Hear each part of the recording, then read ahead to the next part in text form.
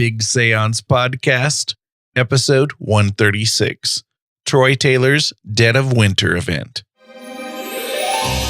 Welcome to the Big Seance Podcast. I'm Patrick Keller of BigSeance.com, and this is a place for an open discussion on all things paranormal, but specifically topics like ghosts and hauntings, paranormal research, spirit communication, psychics and mediums, and life after death.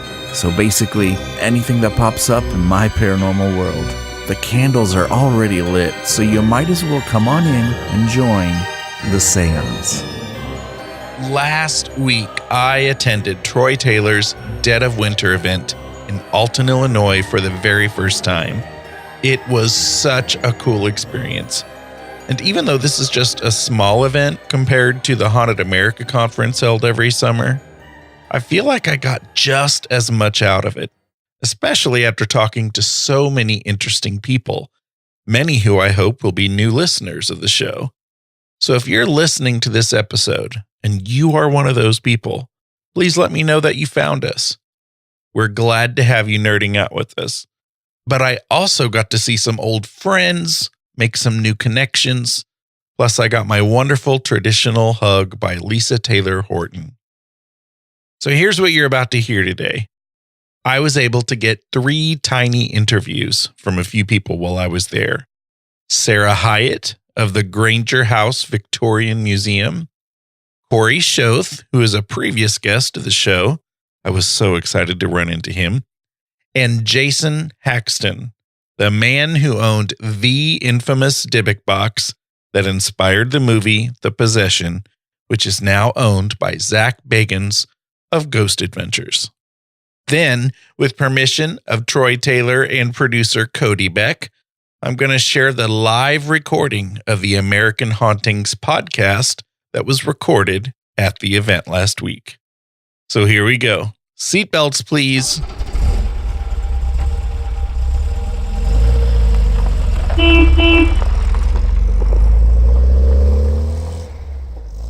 Sarah Hyatt was one of the speakers at this year's event.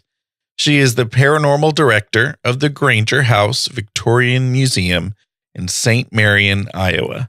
You'll have to be a bit forgiving of the audio here because they had these enormous noisy heaters there that day. Otherwise, we would have frozen. After all, it was very cold and it was the dead of winter that weekend.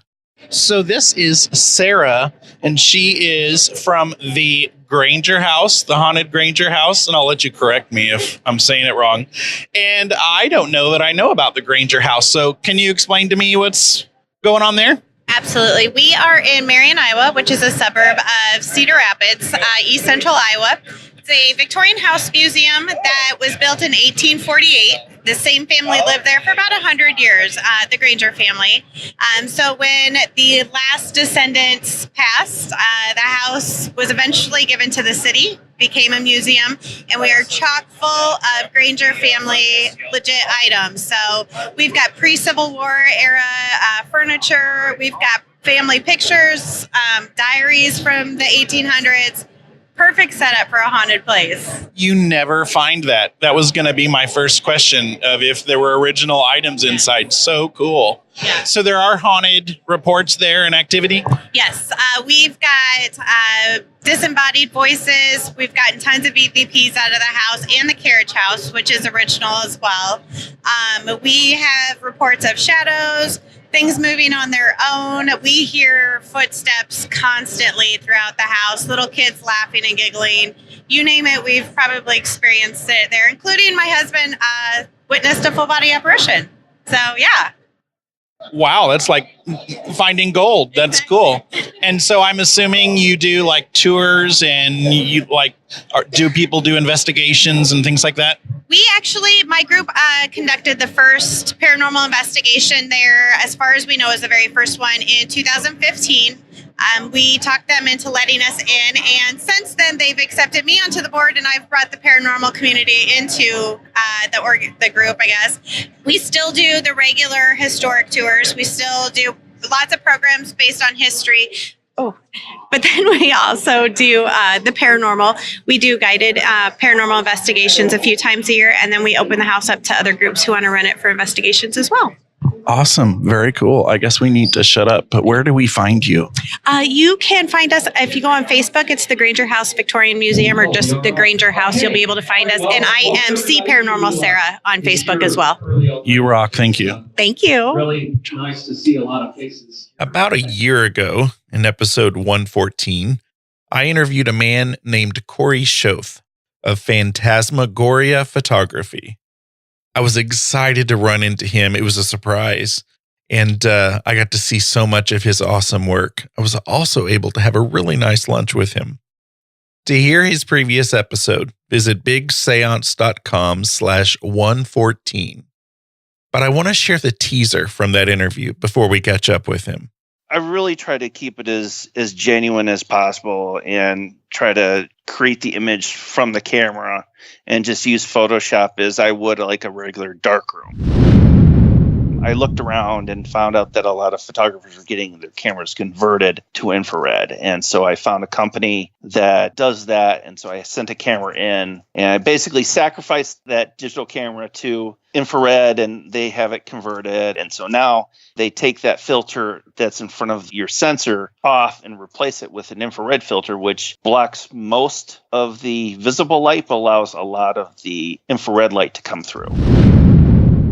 So I just went back and started watching the stairway again.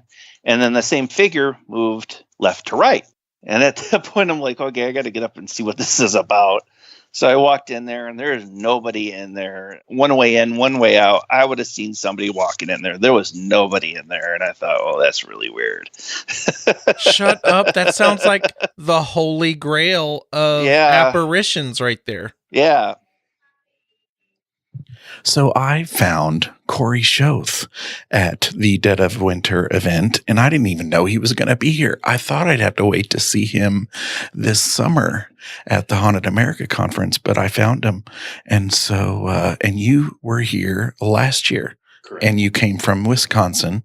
So, what's going on? Oh, nothing much. Just come back here for second year. And it was really good last year, and I had a lot of fun, and so I decided to do it again. And you've got a table with a lot of your photographs and some really cool frames and some, what do you call the $5 cards? You've got the Cabinet cards. That's the cabinet cards, which are very cool. So tell us a little more about your table and what you have. I have some mounted prints that are all archival quality. I have some prints that have been already framed, and I have cabinet cards that are available, reminiscent of what photographers used to give to their clients during the Victorian era and stuff. So, but it's all haunted places and everything. Very cool. They're awesome, beautiful photographs and some mysterious, darker photographs as well. And so he is from Phantasmagoria Photo, right? And he was previously on the show. Do you remember what episode? I'll look it up. I'll patch it in, but he's on a previous episode, and I'll link that. About this time of year too. So was it about a year ago? Yeah, about a year ago. Yeah. Very cool. Yeah. So check it out. And where can people find you? Phantasmagoriaphoto.com. Cody, you rock. Thank you very much. The last speaker for the day was Jason Haxton. He is the museum director at A.T. Still University Museum of Osteopathic Medicine. He speaks on medical history and exhibits artifacts from the museum worldwide. He's the author of the Dibbuk Box, which inspired the 2012 film The Possession. He was there with a replica of the actual box. He recently sold the original Dibbuk Box to Zach Bagans, who has displayed it in his haunted museum, where one of our Paranerd listeners, Anna Frias, works. Anna and I plan on connecting sometime for an interview, by the way. But I'm here to tell you, Jason's talk was perhaps the most interesting and entertaining talk I've heard at a conference. So I decided I needed to read the book. Here's the book's description, then I'll share my brief interview. A series of eerie events slowly unfolds when a wine cabinet sells at an estate sale in Oregon. It is soon sold and resold on eBay's internet auction, and each new owner becomes desperate to get rid of the box along with the health problems, accidents, or death they claim came with it. Jason Haxton, the curator of a medical museum in a small Missouri town, learns of the mysterious cabinet and is intrigued by it as an artifact to be studied and researched. He places a bid on eBay and soon finds himself the proud owner of the Dibbuk Box. But as he carefully investigates and records everything he can about this unusual item said to be possessed by a Jewish spirit, Haxton discovers far more than he bargained for. In this true account, a dark story comes to light, a story that began at the time of the Holocaust and seems to have come full circle. Oh my gosh, it's really an interesting story. And I think you'll probably be surprised if you don't know the story as well. And Jolene. Here's Jason. And I'll figure out the other one later. So this is Jason Haxton, and I just heard him give probably the coolest talk I've ever had at a conference. It was very cool. And of course, he's here with the Dibbuk Box. Tell us a little bit about what it is in your life since you've had it and all of that. Well, the thing about the Dibbuk Box is I certainly think as horrible as it might have turned out during the process, I'm more spiritual. I have a better sense, I think, of immortality and that we are going somewhere. And the fact that if you want something, you can force the answer out just by pursuing it. In this case, someone wanted to know more about the Holocaust. And the end of the story for that was there's a huge beginning in America where we like to think of ourselves as, we helped the war. We might have helped start the war with some of the laws and things that we had and that we transferred over. So the story's never quite what you think it is. And so the Dibbuk Box is one of those odd connections. Could it all be coincidence? I guess, but every time a new coincidence came up, it's like there's way too many for this thing to not have something to it. And of course, this is the Dibbuk Box and the movie Dibbuk Box, and you started it all with it.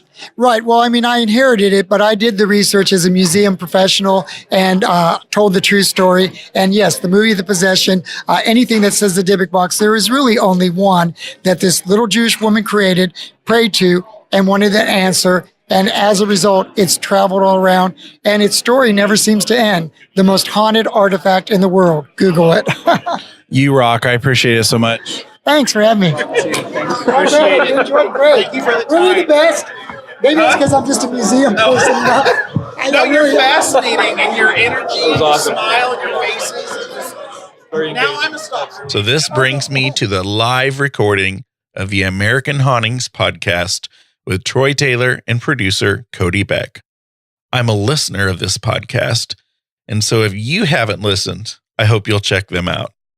There's great stuff there, and Troy has been very supportive of this show and does such great work with everything he does. You can find his podcast just about anywhere you would find a podcast, but also at AmericanHauntingsPodcast.com. So I'll be back in a bit to thank my Paranerd supporters, but since we haven't poured the tea yet today, let's do that now.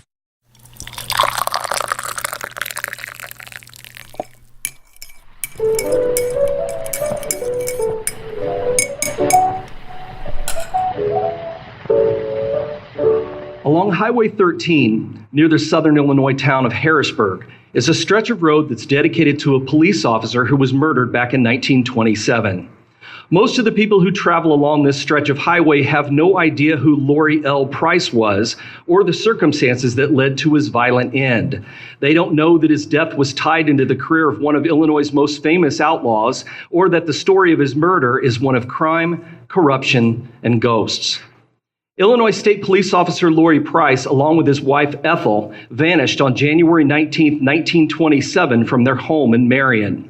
Some would say that Price's disappearance could be blamed on the company that he kept, or at least because of what he knew, because he was a longtime friend of gangster Charlie Berger, who believed that Price had information about the destruction of Charlie's hideout, a barbecue stand near Harrisburg called Shady Rest.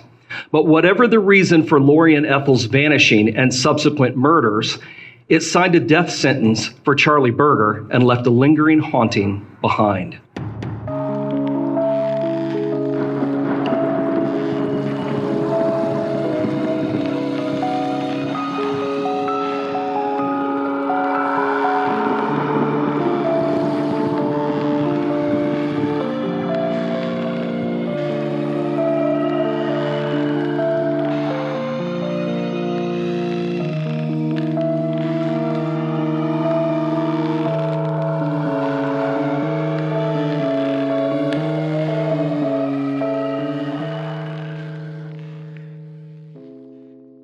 Welcome to a special episode of American Hauntings, the podcast dedicated to the history, hauntings, legends, and lore of America's past.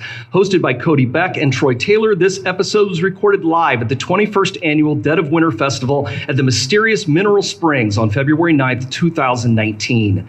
What you're about to hear, mistakes and all, is the sole responsibility of the podcast's hosts who take full blame for the disaster which may or may not happen. So what I didn't tell you was that last year, nothing recorded. Not accurate. Nothing. Okay, well, whatever. It was, we couldn't use the recording, but Leah happened to be sitting here streaming our podcast on her phone. So that podcast that you heard from last year, that's all it was. It was off Leah's phone. So anyway, so that was our disaster. We're going to hope for not one this year. So anyway, so welcome to all our guests who are with us today and to all of you who will be tuning in to hear what happened on Tuesday, February 12th, when this episode airs. A lot has changed with the podcast since Cody and I first attempted a recording like this in 2018. And this year, we'll even try to make sure the recorder's turned on. Believe it or not, last year, I already spoiled this, didn't I? Broadcast you heard was actually a recording from Leah's phone since our equipment failed to record the episode. Thanks. This is high-level professionalism at work. In spite of this, let me say thanks again to all of you who have given us such great reviews over the last year, except for the guy who just gave us a glowing review and thought 1 star meant great. If that was you, please go back and fix it. And for those of you who have been supportive of all that we do, we appreciate it more than you know, and we hope that you'll be as excited as we are when the new season starts later this month. But for now, on with this show. There is no question that Lori Price died because of his friendship with Charlie Berger, the most notorious bootlegger and racketeer in Southern Illinois in the 1920s.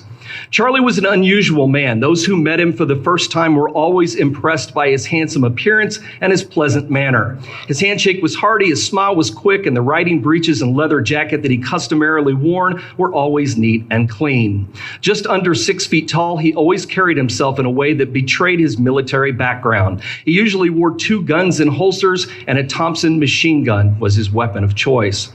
The son of Jewish immigrant parents, he was born in New York, lived in St. Louis, and was raised in the coal town of Glen Carbon, Illinois. He volunteered for service during the Spanish-American War, and when he returned from Cuba, worked as a cowboy out west before drifting back to East St. Louis, where he discovered the rackets, working his way up in the vice trade from extortion to women and gambling. During Prohibition, he became a bootlegger, first joining up with the notorious Shelton brothers to do battle with the Ku Klux Klan, which was intent on shutting down liquor business in the region. And of course, getting rid of all the Jews, Catholics, immigrants, and African Americans in Southern Illinois. After the power of the Klan was broken in the area, Berger and the Sheltons became bitter enemies. With no one else left to fight, they started fighting each other, competing for the liquor and gambling money that was being freely spent by the locals. Bodies, both those of gangsters and civilians, piled up as the war raged across the region. Gangsters constructed heavily fortified tanks out of old trucks, blasting at one another on highways and back roads.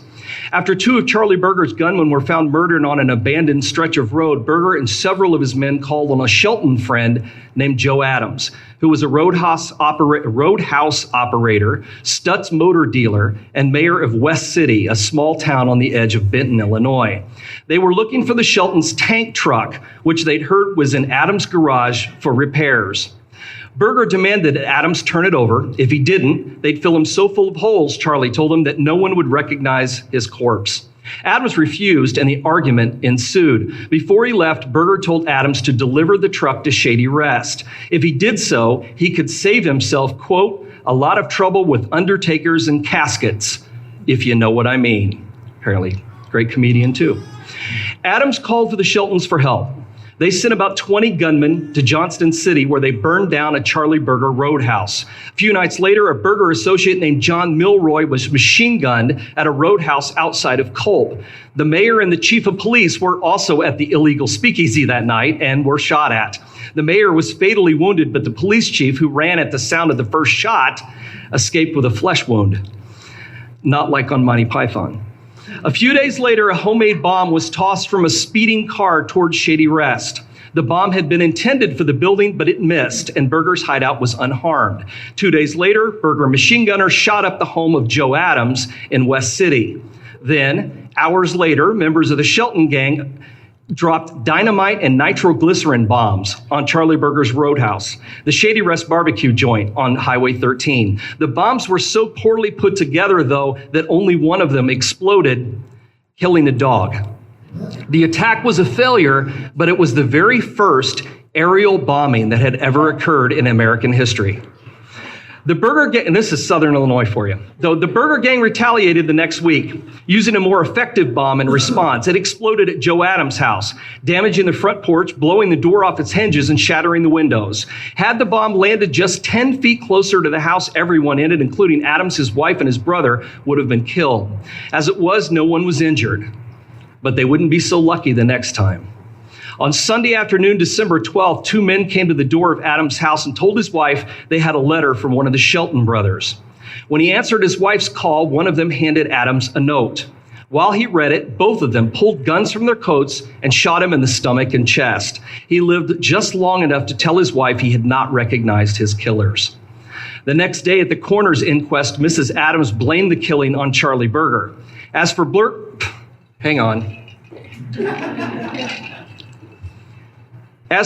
he blew the whole thing off. When asked about the murder by a reporter from the International News Service who was covering the gun battles in Southern Illinois in the same way they breathlessly covered the beer wars in Chicago, Burger replied, "I don't know who killed Joe Adams, but I'm certainly glad he did. Everyone comes to ask me this. Who did this and who did that? What am I, the detective force for Southern Illinois? Who the hell cares who killed Joe Adams?" Nice guy. Well, somebody did, because in the early morning hours of January 9th, 1927, Shady Rest was destroyed by a series of bombs that were a little better constructed than those thrown from the airplane. A farmer who lived about a half mile away was awakened by the blast in the middle of the night and later said that the roadhouse exploded with such force that it shook his own house on its foundation. It would be the destruction of Shady Rest that would result in Lori Price being marked for death by his one-time pal, Charlie Burger. One thing we know for sure is that Price was a frequent visitor at Shady Rest. Local rumor claimed that he was an active participant in Burger's stolen car racket. Burger's men would steal a car, hold it until a reward was posted, and then park it in some remote spot and tip off Lori Price as to its whereabouts. Price would then find the car and split the reward with Charlie Burger. Now, no one can say for sure if this rumor is true, but it is certain that Price was on close terms with Burger and his gunmen. He was also one of the last people to see Shady Rest before it was destroyed by a bomb, presumably placed by members of the Shelton gang. At the inquest into the deaths of 4 people killed when the building exploded, Price admitted he'd been at Shady Rest on January 8th. He stopped in after attending a movie in Marion, Illinois. Steve George, the building's caretaker, greeted him at the door and asked him to come in and meet his wife. While there, Price noticed that a man he'd never seen before was sitting, apparently half intoxicated, near the fireplace. He also saw a young man whom George called Clarence, passed out drunk on a cot in an adjoining room. George told Price that when the stranger left, he was going to bed. Price testified that he stayed just a few minutes and then returned to Marion. He was having breakfast early the next morning when he heard that explosions had leveled Shady Rest. That was Price's last public comment about the barbecue joint, about Charlie Burger, and, well, pretty much about everything else. 1 week after the inquest, Price's stepfather, who lived nearby on the edge of Marion, became concerned because he hadn't seen Price or his wife Ethel for 2 days. He went to their house and knocked repeatedly, but after getting no response, he called the police. Deputies forced the door open. Price's State police uniform was folded on a chair and his pistol and gun belt were lying on the dining room table. Although the bed was rumpled, no one had slept in it. Ethel's nightgown, neatly folded, lay on the spread. Her hat and coat were missing and the telephone wires to the house had been cut. Price and his wife had both vanished. Had they been kidnapped or worse? On February 5th, Lori Price's body was discovered in a field about 25 miles north of Herrin. A local farmer found the partially clothed corpse and called the police. Price had been shot several times and was covered with blood. His body had apparently been in the field for several days. Animals had chewed on his hands and other extremities. County officers identified the dead man as the missing state policeman. Reporters immediately broadcast the sensational news. One reporter asked Carl Shelton, one of the notorious brothers, if he had any idea who might have killed Lori Price. He replied, "Well, this is my theory. You know, he used to hang around Charlie Berger's place, and the papers say he was there before it burned down, and Berger, you know, is always suspicious of spies. I always figured he did away with Price on the theory that Price was going to inform those who destroyed it of a good time to do it. I never had any trouble with Price, and I don't know his wife." Charlie Berger could not be reached for comment. Illinois State Police detectives worked the case but would not get a break until May of 1927. Initially, they believed that Price, as Charlie Berger's pal, had been killed by the Sheltons in retaliation for Joe Adams. But an informant within the Berger gang told them that Price had been killed by Berger simply because he knew too much. No one knew what happened to Ethel Price until Art Newman began to talk. Newman was a trusted Berger gang member who had gone on the run to California when things became too hot in Illinois. He was picked up in Long Beach and extradited back to the state. Franklin County Sheriff Jim Pritchard went to California to bring Newman back, and he took along a reporter for the St. Louis Post-Dispatch named John T. Rogers. Somehow, during the long ride back to Illinois, Rogers got Newman to tell his story. The confession was given to the state's attorney when they returned, and he indicted Newman, Charlie Berger, Ernest Blue, Connie Ritter, Leslie Simpson, and Riley Simmons for the murder of Lori Price. The story that Newman told was a chilling one. He claimed that on the day the Prices disappeared, Berger had called to him in Harrisburg and informed him that the gang intended to question Price about his snitching to Williamson County authorities.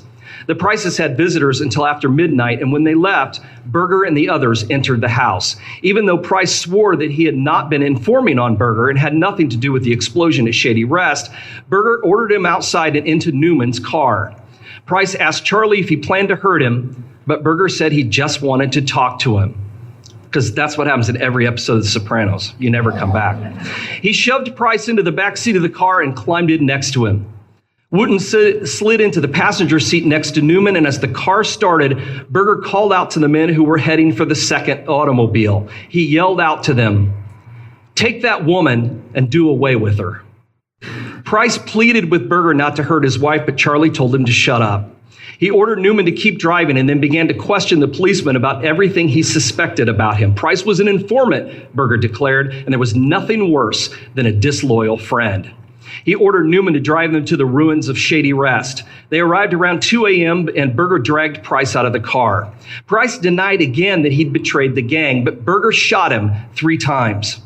Just then, a second car of gangsters pulled onto the road next to the ruins. Wooten panicked, certain that Ethel Price had just seen the murder of her husband. But one of the newcomers climbed out of the car, heard the conversation, and told them not to worry about the woman. They killed her. When asked what they'd done with her, the man replied, "We shot her and threw her into a mine shaft near Carterville." Berger proposed putting Price's body in the same shaft, but gang members told him they dumped metal and timbers down into the hole to hide the body. Berger thought for a minute and then suggested another mine near DuQuoin. When he told Newman to put the bloody and still breathing Lori Price back into the car, he told the state's attorney, in his later confession, he refused. He said that Berger then became very angry, pointed his machine gun at the men standing around him and shouted, "Everybody will go through with this for me or I'll wipe you all out." Price was tossed in the backseat of Newman's car and Berger climbed in after him, weapons still in hand, and sat down on top of his body. But even Charlie Berger could only take so much. Near Carbondale, he ordered Newman to stop the car. He hurried to the side of the road and began to vomit. He gasped out words when he was able to speak again. "That's too much for me," he said. "I can kill a man, but I can't sit on him." I don't know what in the hell's the matter with me. It isn't my nerves. Every time I kill a man, it makes me sick afterwards. I guess it's my stomach. Berger switched places in the car with Connie Ritter, and a few miles down the road, Price regained consciousness and pleaded with Ritter, swearing he was an innocent man. Ritter also told him to shut up or that he would turn the machine gun on him. A few miles later, Price spoke again, his voice almost a whisper. Connie, you'll live to regret this. Whoops. Okay. On that dark night, Connie, you'll live to regret this. And boy, was he right about that. After going on the run, Connie Ritter was later captured in Mississippi, brought to Illinois, put on trial, and sentenced to life in prison. On that dark night, Berger ordered Newman to drive to a nearby mine, but when they found a watchman on duty, they scrapped the plan. Eventually, they dumped Price in the field where he was later found. Berger shot him several more times to make sure he was dead. On the way back to Harrisburg, one of the men who had kidnapped Ethel Price allegedly told Newman that he and the others had taken her to the abandoned mine, shot her, and then had thrown her body to the bottom of the shaft. Then they covered it with timber, stones, and debris. No one, he claimed, would ever find her. But of course, that turned out to be wrong. As soon as the gruesome story of Ethel Price's fate was made public, workers began removing the debris that Newman said the men had used to clog the shaft of the old Carterville District mine. A crowd of onlookers began to gather as the opening deepened, and miners with picks and shovels worked relentlessly to clear the way. Lines formed and buckets filled with dirt and rocks and other debris began to be handed upward from hand to hand, dumped, and then passed back down again. County officials and Sheriff Orrin Coleman labored alongside the outraged citizens who came to volunteer their help. Those not working had a lot of time to stand around and talk. Ethel Price, they said, was an innocent victim killed by gangsters because she saw too much. A rumble went through the crowd as harsh words began to be spoken against Charlie Berger. Tempers flared hotter when a false rumor spread that the pretty young schoolteacher had been pregnant when she was murdered. Berger had just gone too far. Sure, a good number of the men who were complaining about him had given him their money to buy liquor or play cards, and they'd also praised Charlie when he helped out poor Harrisburg families who couldn't pay their rent or buy groceries. But now it looked as though he'd killed a state policeman and his wife. It was just too much. As darkness fell, lights were strung over the pit, illuminating the ghastly scene. Work continued throughout the night and into the next morning, only stopping briefly during a rainstorm that occurred during the early morning hours. By Sunday afternoon, June 12th, the workers were 30 feet deep into the mine. Planks were nailed on telephone poles that had been laid across the opening earlier in the day. From this platform, it was easy to lower buckets down into the shaft to haul up the debris even faster. They kept working. Early Monday morning, it started raining again. Work was halted once more. Around 3 a.m., a large scoop shovel arrived at the scene and was put into operation. Using the heavy machinery, they cleared away large chunks of concrete and timbers that were just too large to move by hand. Finally, after a piece of sheet iron was hoisted up, workers caught a glimpse of color in the muck. As they peered closer, they saw it was the body of Ethel Price. She was carefully removed from the shaft where she had been hidden for the past 5 months, and her remains were taken to the Osment Funeral Home in Marion. The surrounding streets had to be blocked off to keep away the curiosity seekers. Thousands lined those streets to see Ethel's friends and family as they attended the funeral on June 14th at the First Baptist Church. Ethel was buried next to her husband, who had pleaded for her life and then joined her in death. The discovery of Ethel Price's body led to the downfall of Charlie Berger. Public opinion, which had often painted him as some sort of folk hero, turned most people against him. After Ethel's body was found, Berger was moved from the jail in Benton, Illinois, to the Sangamon County Jail in Springfield. His attorneys had already appeared before a judge and requested a change of venue, but the charged atmosphere surrounding the search for Ethel Price made it clear to Franklin County Sheriff Pritchard that a lynching might occur if Berger remained in Benton. Berger arrived in Springfield on the very day that Ethel's body was removed from the bottom of the Carterville mine shaft. Reporters were waiting for him when he stepped out of the automobile that had been used to transport him. He shook his head at them as they shouted out questions. He only had one statement to make: "I'm done." Berger was eventually prosecuted for murder, but not for Lori and Ethel Price, but for that of Joe Adams, the mayor of West City. He went to the gallows in April 1928. But that, as we often say, was not quite the end of the story. For many years after the discovery of Ethel Price's body, the area around the abandoned shaft of the old Carterville District mine was largely avoided by people in the vicinity. Even teenagers looking for a thrill on a late Saturday night were afraid to go there. According to an acquaintance of mine who grew up nearby, many were convinced that the ghost of Ethel Price haunted the place. Stories circulated of a woman in a white dress who was sometimes seen around the side of the old forgotten shaft. She reportedly wept in despair, and those who dared to drive too close sometimes claimed she threw herself at the windows of the car, begging to be let inside. The stories of that woman in white continued for many years and are sometimes still recalled today. Thankfully, though, recent reports of the lingering spirit here have been few. We can only hope that Ethel Price is finally resting in peace.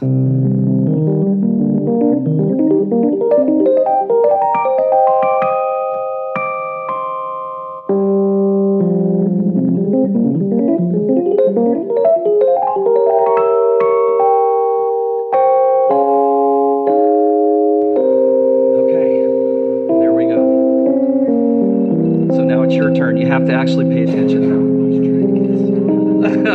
Well, we don't have to. You can put it in later. Okay. I was going to play the song, but as we know, I don't know what I'm doing. Anyway, welcome to American Hauntings Podcast. 3 minutes, so we should be fine. Perfect. Where we discuss history, hauntings, legends, lore, and all things paranormal. You are listening to a special live recorded episode from the 2019 Dead of Winter Festival at Mineral Springs in Alton, Illinois. I'm your co-host, Cody Beck, and with me, my co-host is author, historian, crime buff, and founder of American Hauntings, Troy Taylor. I have no more notes. My notes are for the end. That's it? Yeah. We're done? No, but you have notes. Oh, I'm supposed to do something for this yes. part. See, I never know what to do at, like, when we've only done this twice, but I'm just sitting here while you read this, and it's really awkward for me. Yeah. I want to start from the back and then come in with like some like Vince McMahon music, maybe some or smoke, like a fog machine. Yeah. I don't think we have the budget for that. We probably should have done that. I mean, it would be nice. Next time. Yeah, next time. I'll start planning for next year. This is great. I have these little ghost children over there staring at me. I thought of that last night when I saw that. That's your favorite thing. It's hilarious. Everybody thinks it's hilarious. This is a great crowd. Thank you so much for coming out. I can't believe so many people are here to see this, but I'm really appreciative. Me too. This is great. So this story was really sad. Yeah, it's a grim one. So, it is. Yeah, Charlie Berger always has, everybody remembers him like Jesse James or something, or, everybody that we've mythologized as this, Robin Hood kind of character, and because he did do things for nice people, but you got to remember that he was a stone cold gangster and was not above just shooting anybody who got in his way. One of the things that, a lot of people aren't that familiar with Charlie Berger. When we think of the 1920s in Illinois, everybody thinks of Chicago. You think about Al Capone and, these gun battles in the streets. But actually, more people died in Southern Illinois during the 1920s than died in Chicago. The gang life was just as prevalent. It's just there weren't as many gangs, and you didn't have someone like Al Capone running everything. You had the Sheltons, and you had the Charlie Berger, and they had, as I mentioned, they had been good friends when they had a common enemy. But then when that ended, and prohibition dollars were being spread between two rival gangs, they had a falling out. Nobody knows why to this day. No, that's just what happens when you get greedy, and they could have worked together and just kept running things the way they were. But I want to talk about this guy. You said he usually wore 2 guns in holsters, and a Thompson machine gun was his gun laws were weapon. slightly looser back then.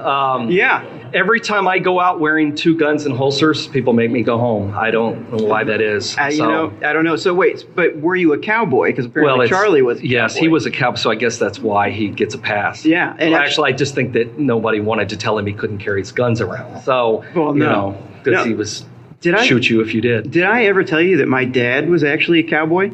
No. This isn't even a joke. My dad I wonder where we were going with that, but I did not. It's not a joke. He also used to tell me that he's killed more brain cells than I've ever had. So I don't know what that means. But he moved out west right after high school, and he was just a cowboy. He just lived out there in Montana. So he wasn't as cool as Charlie Berger. But so it's during Prohibition.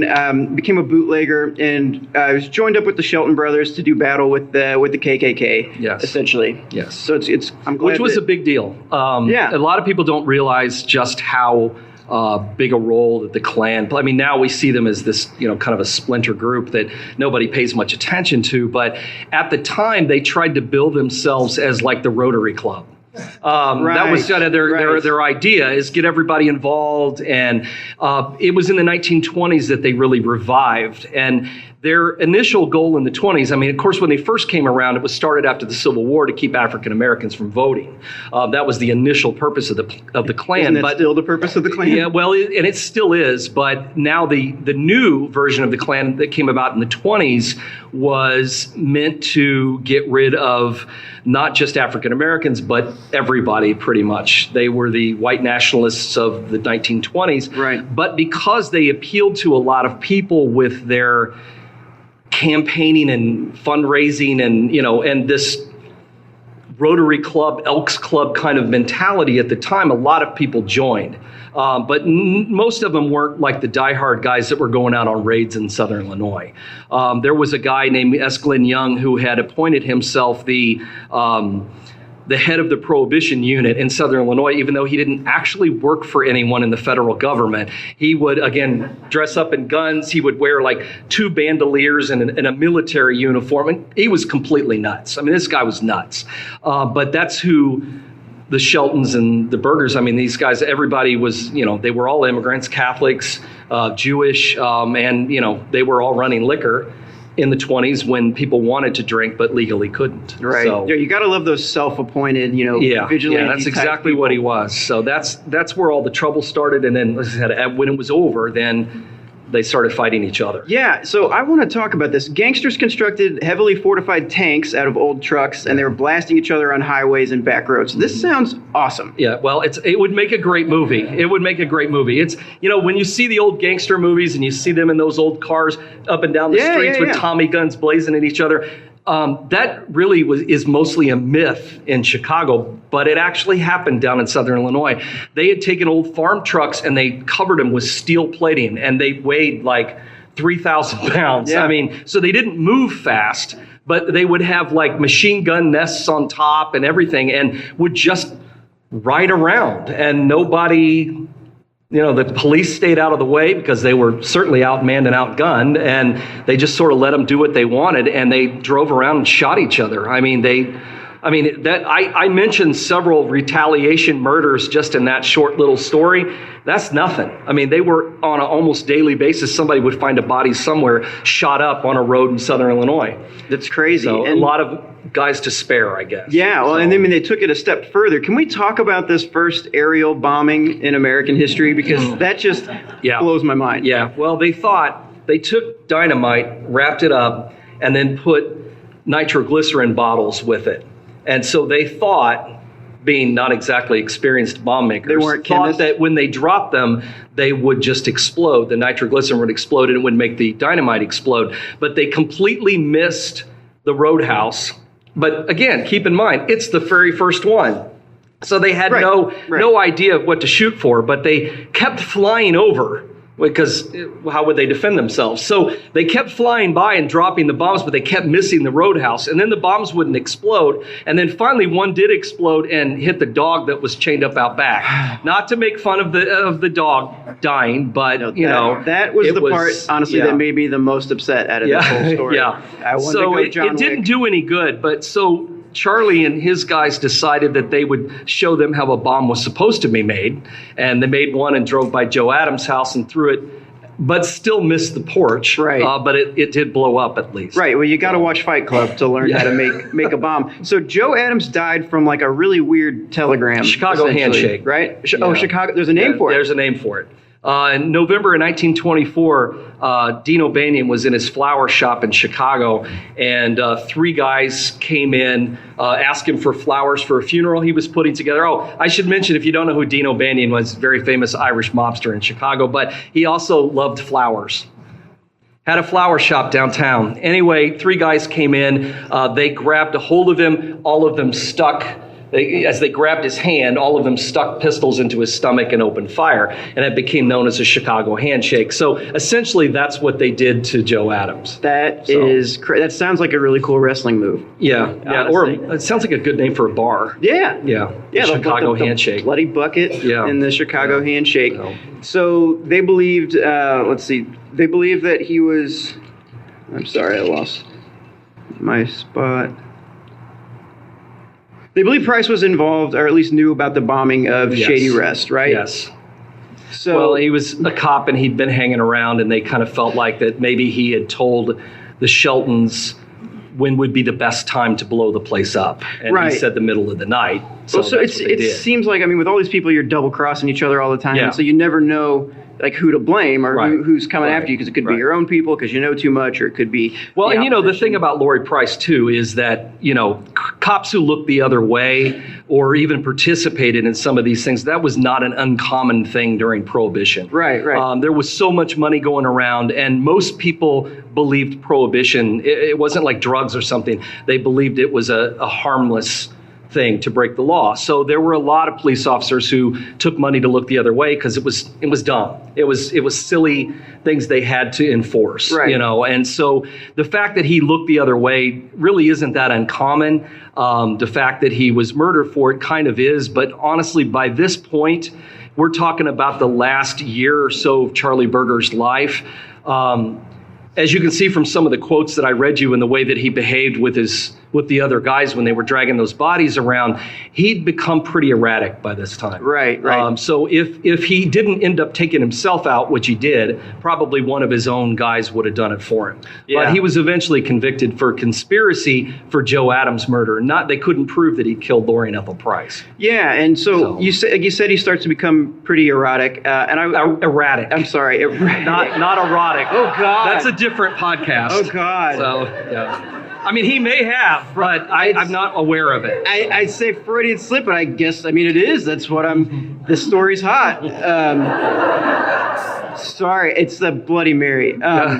So they're in the car. Newman tells him to stop the car. He hurries to the side of the road, starts to throw up. And I want to talk about this quote. There's a lot to unpack here. He said, "That's too much for me. I can kill a man, but I can't sit on him." I can't sit on him. Yeah. What? I think he just meant that he was getting very uncomfortable sitting. And then he goes on to say that every time he kills somebody, it makes him sick. So which begs to number how many people he killed. Yeah, no, it never makes me sick to kill somebody. Yeah, he apparently just didn't like sitting on the squishy body of his friend. Well, yeah, you get the car all gross in your pants. Yeah. He's wearing his nicest gangster pantsuit. So he just made one of his guys switch seats with him and made him sit on the body so he could sit in the front seat. That's what you do when you're running the show. You don't want to sit on the body. But they dumped the body and then they shot it several more times just for good measure. Sure. Yeah. And when they're searching for Ethel Price, they didn't find her for like 5 months. Well, yeah, and nobody knew where to look. It wasn't until they arrested Art Newman and he confessed. They would have never have found her otherwise. There's just too many. Anybody who's been down in southern Illinois knows how vast that area is of woods and bluffs and rivers and creeks and empty mines. And there are a million places to hide people down there. And if Art Newman hadn't been caught and decided to talk and turned state's witness, they would have never have found her. Well, they finally pinpointed it, but the only thing I can think of, this was just 3 guys who went out there and dumped this body. Mm-hmm. And I can't imagine how they moved that much debris. That's what I was wondering. So my guess is that she fell down into an opening in the shaft and fell down pretty far. And there was already a bunch of stuff dumped in there. They dumped a few more things, but the only way to get a search team in there would be to excavate the whole thing. I think that's what took so long, because I kind of wondered about that too. I'm like, how come they couldn't how did 2 guys dump all that stuff in concrete blocks and all kinds of stuff? But I think that's probably, it had already been dumped. Just a bunch of dogs on top of it already. Dogs killed in explosions. Oh, so terrible. So he's eventually prosecuted for murder. Like you said, it was of Joe Adams though. And then you said, according to an acquaintance of yours who grew up nearby, many are convinced that the ghost of Ethel Price at one point was haunted the old mine shaft. Is this kind of like the Resurrection Mary type? Kind of. The story went that the people who had seen her claimed that they would hear hear her out there crying. They would encounter her out there in the woods. And there were a couple of stories that my friend had told me about kids who had gone out there and claimed they saw the woman in white, and she had come up to their car and was beating on the window, maybe trying to get away from where she was stuck. That's my best guess. She is kind of a vanishing hitchhiker type story when it went around. And, and maybe it was just folklore. Maybe it was just a story that people told about that area, but a lot of the people who told the story didn't know the history behind it, he told me. All they knew was it was a place where kids went to go parking, Lover's Lane area, and one of those. They would go out there to spook themselves, but didn't know who this woman was or anything about it. So now that is erotic. Yeah, I guess that would be more erotic. Got it. Okay. Than Charlie Burger's pants. Charlie Burger's pants, that Chicago handshake. Well, that's all I have. Does anyone have any questions for us about this story, about anything, about why I say the things I say? I mean, anything is fair game right now. Yes? I was wondering, why is it in all the ghost stories it's always a woman in white? Okay. Great question. Wear any other color? Yeah, I know. That is a good question. Why is it always a woman in white? Yeah, exactly. That's a good question. And I've heard that because they all wear white, it seems like, unless you sometimes you'll get a story. I mean, there is a story about believe it or not, there are men vanishing hitchhikers. I mean, we always just talk about women, but there are men, sometimes wearing suits and that kind of thing. But it seems that the majority of women hitchhikers are always wearing a white party dress. Yeah. I mean, that's always that addition that gets added in. If I had to guess, I would say maybe, I don't know. I don't even know if I have a guess. Maybe she glows and they just say, oh, it was white. Because like Mary Bergovi, the famous vanishing hitchhiker, is wearing an orchid-colored dress, and that's how a lot of people saw her. They didn't see her in white. So I don't know. It is a good question. All the hitchhikers I see, I'll let you know next year. All the hitchhikers I've seen look like they've been through some. Yeah. Well, yeah. They're always. Oh, yeah. You mean there's hitchhikers on the road? Like there's a story. Yeah. That's why these girls get picked up, because they're always wearing white party dresses. Because normally hitchhikers we see are always so dirty that you would not want them in your car. Yeah. Or look like Charlie Manson. So. Exactly. A woman in white from Oakville. Oh, see, now there's another woman in white. That haunts the staircase. So yeah, it's a common theme. We don't know why. Yeah. So that's a great question. Yeah. Right behind her.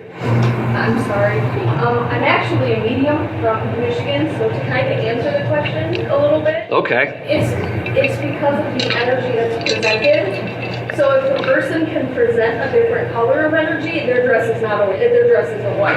It's just how they're perceived. So I was kind of close when I said glowing. Yes. Okay, so we were somewhat close. Image of what our eyes can capture. Yeah, so you guys probably didn't, since it didn't pick it up, one of our guests is a medium from Michigan, and she said that what people are seeing is the energy, and that white is what we're able to see with our eyes. And so you get the image of a white dress. So, yeah, so I was somewhat close. Yeah, you were on it. I just made that up. Michigan medium confirms. Thank you for that. Yeah, right here, and then I'll get to you right in a second. Kind of a question about, I guess if the burgers and Shelton gang, they kind of went their own ways, and I don't know if it was the Hatfield employees. It kind of became that way, yeah. I believe it was Bernie Shelton up in Peoria. Yes. Parkway and yes. Sight from behind. Yes. Any speculations? If you'd be interested in more about this story, I have a book called Bloody Illinois, which just might have more in it. Here it is. But yes, the Sheltons most of them ended up murdered too. We were talking about the feud between them, but Bernie Shelton was killed at the Parkway Tavern up near Peoria, and a sniper shot took him out. And he actually was supposed to have haunted that roadhouse for quite a few years afterward. So that ghost story, I don't know if it's still told. I haven't heard it recently, but I know that for years they talked about things going on there at the Parkway where Bernie Shelton was killed. Another one of the brothers was shot off his tractor on his farm. He tried to retire.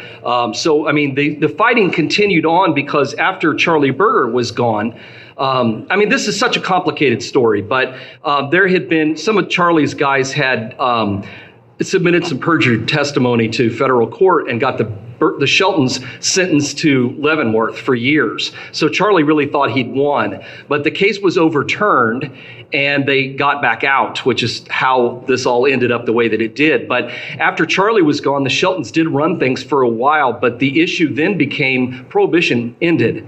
And so now all that was left were the rackets, the gambling, the prostitution, and the drugs, that kind of thing. And there was a real vacuum of power in Illinois because the Chicago mob, which now had become the syndicate, now they were a nationwide thing. The outfit was trying to run all of Illinois and didn't want any interference from the Sheltons, so they then tried to buy them out, and then they just killed them because that's how it works, in that kind of thing. So eventually the Sheltons were put out of business too. They made it a little longer into the 40s, I believe, but not much past that. They moved most of their operations up to Peoria, where Bernie had died, and were running Peoria for a while, and then they ended up with a kind of a reformer mayor who came in and wouldn't do business with them anymore because Peoria was a pretty wide open town in the 30s, even after Prohibition. You could pretty much do whatever you wanted if you paid the right people. But then a new mayor came in and got rid of everything. And so that put them in trouble too. It's a really complicated story. It's a great story, but it is just as complicated as, the Capone stuff and the outfit and everything in Chicago. It's just people just don't know it quite as well because we don't get movies. For one thing. So now I see your real motive. You're just here to sell books. I thought you I just like the story. Oh, I see. Whatever. Gotcha. The gentleman in red. Yes. Just out of curiosity, you just chose this particular ghost story concerning the woman's life, or are there other stories of hauntings related to the murders and stuff? Because it's an awful lot of death and mayhem. Oh yeah, there are more stories. I just chose that one for the Ethel Price connection to make this story about Lori and Ethel Price. But yeah, there is. In fact, the jail where Charlie was hanged in Benton, the old Franklin County Jail, is open now as a historic site, and it's very haunted. We're going down there in the early part of May for an event, and it's an active spot, and not just for Charlie, but he was hanged there at the site. So awesome. Great question. How many years did he get for murdering his wife? Well, he didn't. Lori Price was killed. He didn't get. He was hanged. So for murdering Joe Adams, he was hanged in April of 28. So he was the last man to be hanged. For last legal hanging in the state of Illinois. Oh, good for him. Yeah. So then we switched to the chair. So. Oh, the chair. Yeah, the much more humane method of shock. Yeah, like I said, it's a complicated story. He was on trial for quite some time. He tried to enter in an insanity defense when all of his appeals began to fail, and so he'd show up in court and sit in a defense table in court and talk nonsense and act, like all those mobsters did in the 80s and 90s. They'd bring in those guys and then they'd all claim that they were senile and they tried to try him and couldn't a lot of times. Well, Charlie tried the same thing to get out of being hanged. And everybody just said it was very embarrassing. They were embarrassed for him, So, but eventually he went to the gallows and with a smile on his face. If you ever see the pictures, he's up there grinning while they're tying him up and getting ready to put the noose on. And the last thing he ever said was, "It's a wonderful life." And then they hanged him. I thought it would be, "I can kill a man, but I can't sit on him." Yeah, right. Well, he's got a great, his epitaph on his tombstone. I can't remember it exactly, but it goes something like, They got me for a lot of things I didn't do, but I got away with a lot of things they never caught me at. So I guess it worked out even. That's what he had put on his tombstone. So, which I'm gonna steal. Yeah. I really like that one. So, you imagine the guy that sees that has to carve it. He's like, "That's so. I'm not so doing long." That. So, any other questions? Yep. I'm standing up so I can't see you. Oh, sure. I was just gonna ask. You're not missing anything. You're lucky. Yeah. She's going to be embarrassed. But anyway, I was going to ask if you've ever been to the jail museum because I'm too chicken to do ghost hunts and things. So I was there with a group of students and I was taking pictures of them in the cells. And it somehow took a picture of me holding the camera. So like it's a picture of me holding the camera with that actual camera. That's weird. and like half of it's cut off. It's really weird. I thought it's like my ghost playing. You might have to record her separately and put that in. Yeah. Cody is going to get with you later and record that separately so people can hear it. Yeah. And I'm wondering, like, if you've been there before, can people go, like, when you guys yes. Yes. They are open on, I believe, on Saturdays for tours. But then, we're doing a ghost hunt there May the 4th, I think. Star Wars it's on our website. So. You guys are there? What's that? Are the public? Oh, yeah. It's open to the public. Yeah, it is. It's on our website. Yeah. So, but it's a cool location. It's a really neat old jail. Well, you saw it, but it's a neat old jail, and there's a lot of stories, a lot of accounts from people who've had experiences there since it's been opened as a historic site. So, awesome, great question, great story. I want to see that weird picture too. Any other questions? Okay. We better wrap it up. Okay, I think that's it. Thank you all for listening to our nonsense. And do you want to read the closer? Oh yeah, I guess we typed it up. If you want to read it, no one listens to it. That's true. Okay, so yeah, we've had a debate about this. I have dozens of emails to prove otherwise. But anyway, this episode of American Hauntings Podcast. I trimmed this. I got it. Okay. Was written by Troy Taylor and was produced and edited by no one, because I'm not going to edit this at all. You're going to put her story in, so it is technically edited. Just let me have this. In each episode, we try to combine history, folklore, legend, imagination, and the truth to reveal more about America's most haunted places, strange tales, and unexplained events. American Hauntings is a bi-weekly podcast. You can hear new episodes every other Tuesday, so please tune in to hear our latest episode. Take a brand new look at history and hauntings. You can learn more about our podcast and find new episodes on iTunes, Spotify, or your other favorite podcast apps by searching for American Hauntings, or you can go to AmericanHauntingsPodcast.com, where we also have links to Troy's books, as well as information about upcoming sometimes Cody tours, remembers to put new episodes events, on there. and haunted happenings. Check us out on Patreon, follow us on all social media, and get ready for Season 3 on February 26th. Thanks for coming out. All right, thanks, guys. Okay, so what do we need left up here? I think we should take a mic. Sorry, I had to take a picture because my parents still don't understand what I do. They think I run a blog. Mine don't either. Guys, we're going to take about a 10-minute break or so, and that'll give us time to get things straightened up, and we'll get ready for our next speakers. So if you want to get up, move around, use the restrooms, buy books, whatever, feel free to wander around, and then we'll call everybody back here.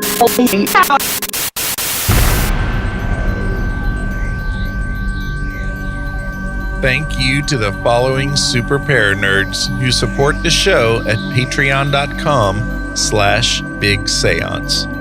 Genesis, Diana Lloyd, Natalie, Sonia B, Kim Robb, Jim Budd, Josiel Lorenzo, Susan Davey, and Paula Mitchell. My supporters at the Parlor guest level, who can be found at bigseance.com/parlorguests, are Linda of ShimmeringMoons.com, Denise Sia of Mystic Moms Paranormal, Joni Kuntz, Sylvie, Jeffrey Peck, Dina of Dina DeCastro Astrology, Peggy Hagan, Sharon Bowles, Marion Hover Clairvoyant, Bruce Williams, Christopher Kohler, Lana and John of Carbon Lilies, Anna Frias, Norman and Linda Keller, and Karen Prine.